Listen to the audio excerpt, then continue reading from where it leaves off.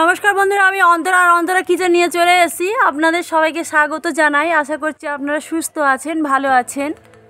আর আমি আজকের একটা আমের রেসিপি নিয়ে চলে এসেছি।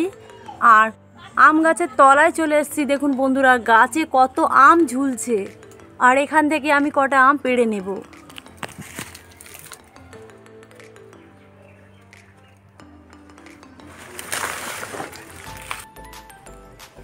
আর দেখুন বন্ধুরা, আমি কতগুলো আম পেড়ে নিয়েছি। আর এই আমগুলোকে আমি এবারে পিছনটাকে কেটে সেদ্ধ করে নিই। বন্ধুরা, আমি আর পিছনটাকে কেটে নিয়েছি। আর এবারে জলের মধ্যে আমি সেদ্ধ করতে দিয়েছি। আর একটা ঢাকনা ঢেকে দেব। আমগুলো আমি সেদ্ধ করে নিয়েছি আর ছাড়িয়ে দিয়েছি।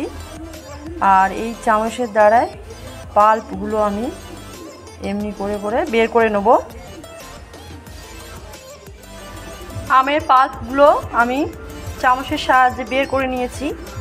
আর এখানে 1 ইঞ্চির মতন আদা আর একটা কাঁচা লঙ্কা দিয়ে এটাকে বেটে নেব।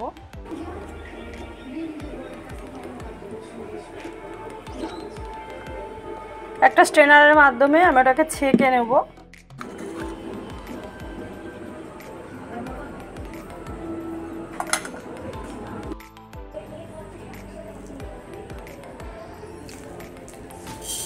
মৌরি, জিরে আর গোলমরিচ ভেজে নেব।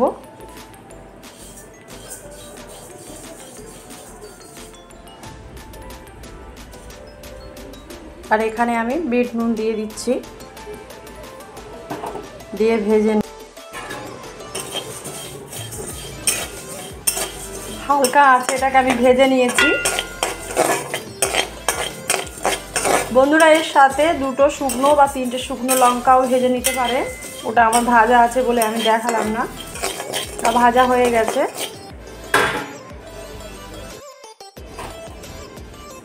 আর এখানে আমি চিনি দিয়ে দিচ্ছি।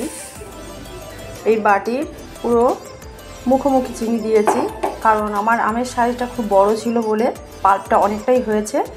আর আমি একটা শিরাটা যাতে জমাট বেঁধে না যায় তার জন্য আমি লেবুর রস 2-1 ফোঁটা দিয়ে দিচ্ছি।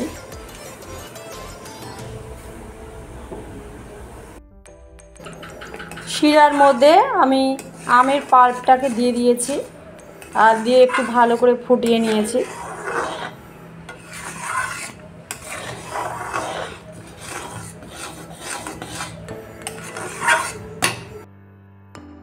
আমি এখানে 2টো গ্লাস নিয়ে নিয়েছি আর গ্লাস দুটো রেডি করে নিচ্ছি। আর এখানে লেবু নিয়েছি,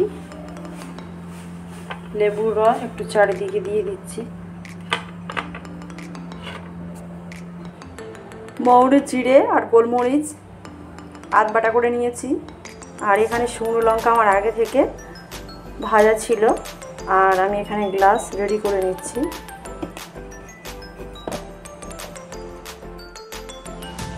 কিছুটা আমের পাল্প নিয়ে আমি দিয়ে দিয়েছি। আর আমি এবারে জল দেব।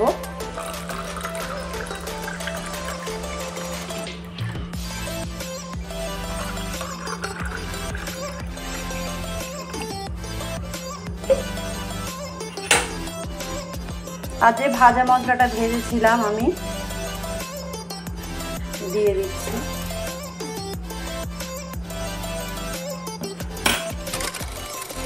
আর এখানে আমি পুদিনা পাতা আর লেবু দিয়ে সার্ভ করেছি। আর পাল্পটাকে ঘেঁটে দিয়েছি চামচ দিয়ে।